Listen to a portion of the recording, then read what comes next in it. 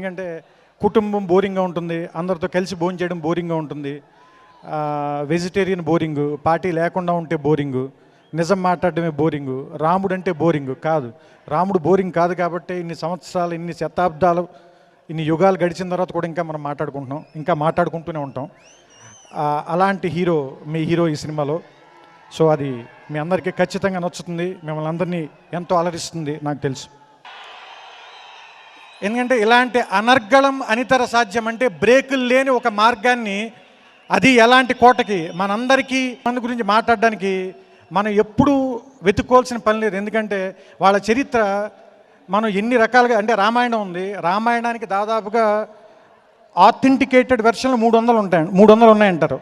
300 versions రాశారు, అయినా మనకి బోర్ కొట్టదు. కొన్ని కథలు ఎన్నిసార్లు విన్నా బోర్ కొట్టవు. గాంధీ ఎన్నిసార్లు మాట్లాడుకున్నా మనకి బోర్ కొట్టదు. అలాగే రామాలయం లేని వీధి ఉండదు. అలాగే ఆంజనేయ స్వామి గురించి మాట్లాడకుండా ఏ కార్యక్రమం మనం పూర్తి చేయం.